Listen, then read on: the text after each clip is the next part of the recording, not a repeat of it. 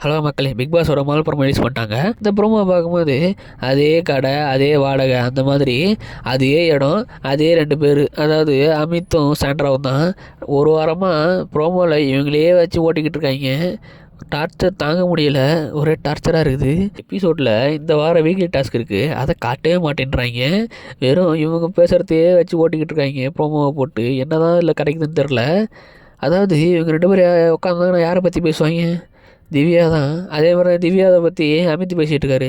திவ்யாவை வச்சு ஒன்றுமே பண்ண முடியாது, அது சுத்த வேஸ்ட்டு, எல்லாத்துக்கும் ஓவர் ரியாக்ட் பண்ணிக்கிட்டு இருக்கா. டக்குன்னு யாராவது டெஸ்ட் பண்ணால் ஆன்னு கத்துறா அப்படின்னு சொல்லிட்டு அமித் திவ்யாவை பார்த்து சொல்லிக்கிட்டு இருக்காங்க. அது இல்லாமல் அவள் எல்லாமே அட்டென்ஷன் சிக்கிங்காக பண்ணிக்கிட்டு இருக்கா அப்படின்னு சொல்ல, அதுக்கு சாண்டர் என்ன சொல்கிறான்னா, ஆமாம் அவள் இப்போ போய் ஒரு கேங்கில் சேர்ந்துக்கிட்டு வீக்கெண்ட் அப்போது எனக்கு ஒர்ஸ்ட் பர்ஃபார்மன்ஸ் கொடுப்பாங்க எல்லாருக்கும். அப்போது எல்லோரும் என்னென்ன காரணம் சொல்கிறாங்கன்னு மட்டும் பாருங்கள். இருக்கிற ஒன்மாலாம் வெளில வரும், அவ்வளோ காரணம் சொல்லுவாங்க. நான் இது செய்யலை, அது செய்யலை, இவங்க தான் ஒர்ஸ்ட் பர்ஃபார்மன்ஸ்னு எல்லோரும் சேர்ந்து ஒர்ஸ்ட் பர்ஃபார்மன்ஸ்னு சூஸ் பண்ணுவாங்க, நீங்கள் வேணால் பாருங்கள் அப்படின்னு சொல்லிட்டு அமித்திட்ட சொல்லிட்டுருக்காங்க. இதோட இந்த ப்ரோமோ கட் ஆகுது. ஒன்றுமே பண்ணாமல் இந்த கதைக்கிட்ட உட்காந்துட்டு புரணி பேசுறது மட்டும் வேலையாக வச்சுக்கிட்டு இருந்தா ஒர்ஸ்ட் பர்ஃபார்மன்ஸ் கொடுக்காம பெஸ்ட் பர்ஃபார்மன்ஸ் எடுத்து கொடுப்பாங்க. என்ன இது கேவலமாக பேசிக்கிட்டு இருக்குன்னு ஒன்றும் புரியல.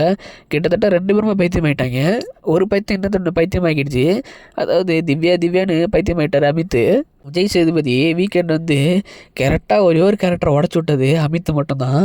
அவர் பண்ண உருப்படியான வேலையும் அமித்தை எக்ஸ்போஸ் பண்ணி விட்டது மட்டும்தான். இருக்கிறதுலே ஹோஸ்ட் யாருன்னா அது விஜய் சேதுபதி தான். ஏதாவது ஒரு கேமில் சேஞ்ச் வரணும், யாராவது தப்பு பண்ணுறாங்கன்னா பனிஷ்மெண்ட் கொடுக்கணும், இல்லைன்னா ரெட் கார்டு கொடுத்து வெளில தூக்கணும். எதுவும் பண்ணாமல் இருக்கனால இஷ்டத்துக்கு பண்ணிட்டு இருக்காங்க வீட்டில். இவங்க பண்ணுறது பேசுகிறதெல்லாம் பார்த்தா ரொம்ப கேவலமாக இருக்குது, பார்க்கவே முடியல. அந்த மாதிரி தான் கரெக்டாக அமித் பர்சனல் வெஞ்சன்ஸ் வச்சு தான் திவ்யா எதுவுமே கேட்காம இருந்தார் போன வாரம்னு சொல்லிட்டு நம்ம விஜய் சேதுபதி சொல்ல, அது அவரை எக்ஸ்போஸ் பண்ணி விட்ட மாதிரி ஆயிடுச்சுனால அவர் இப்போ தெளிவாக வெறும் திவ்யாவே அட்டாக் பண்ணிகிட்ருக்காரு. அதுவும் உள்ள அவ்வளோ வன்மம். அதாவது வெளில நல்லவங்க நடிக்கிறது, உள்ள வன்மத்தை வச்சுக்கிட்டு பின்னாடி போய் பேசுறது எவ்வளோ கேவலமான ஆள்னு இப்போ தான் தெரியுது பார்க்க. அப்படியே இவர் ரொம்ப நல்ல மனுஷன், பிக் பாஸுக்கு இவர் செட் ஆக மாட்டாருன்னு சொல்லிக்கிட்டு இருந்தாங்க. அதெல்லாம் கிடையாது, இவர் பிக் பாஸுக்கு ஏற்ற ஆள் தான், கேட்டால் தான் முடிச்சுட்டு வந்திருக்காங்க. கிட்டத்தட்ட பார்வதி எப்படியோ அதே மாதிரி தான் இவரும். அதாவது திவ்யா கிட்ட ஏதாவது பிரச்சனை இருந்தால் ஸ்ட்ரெயிட்டாக போய் சொல்லி சால்வ் பண்ணுறதை விட்டுவிட்டு எல்லா வன்மத்தையும் உள்ளே வச்சுக்கிட்டு அவங்களுக்கு எதாவது நடக்கிற வரைக்கும் வெயிட் பண்ணிக்கிட்டே இருப்பாராட்டுருக்குது.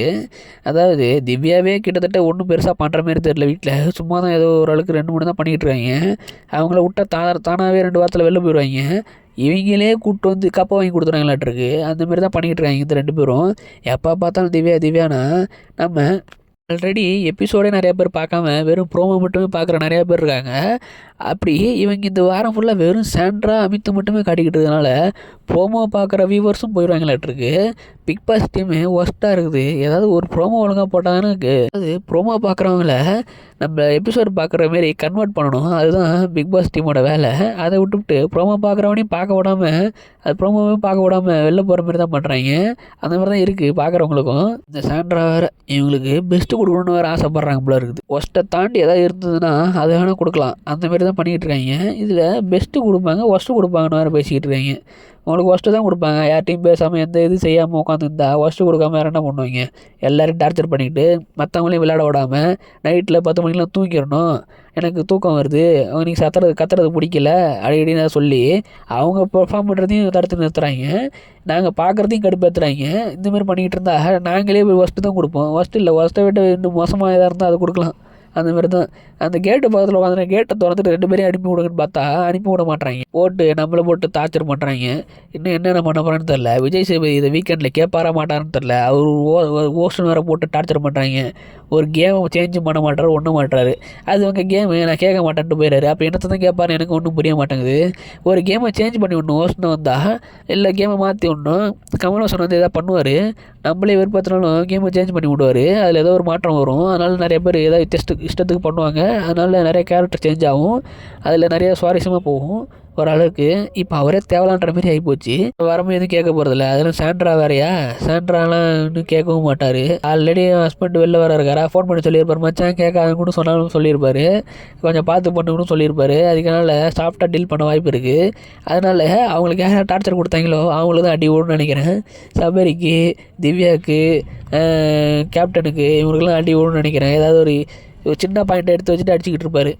வாரம் அதானே பண்ணிகிட்டு இருக்காரு. ஏதாவது சின்ன பிரச்சனை எடுத்து வச்சு அடிச்சுக்கிட்டு இருப்பார், ஒருத்தவங்களை எடுத்து போட்டு. அந்த மாதிரி தான் அடிப்பார்னு நினைக்கிறேன். பாப்பா என்ன நடக்குதுன்னு. இந்த மாதிரி நிறைய அப்டேட் தெரிஞ்சுக்க சேனல் சப்ஸ்கிரைப் பண்ணிக்கோங்க. அடுத்த வீடியோவில் பார்க்கலாம்.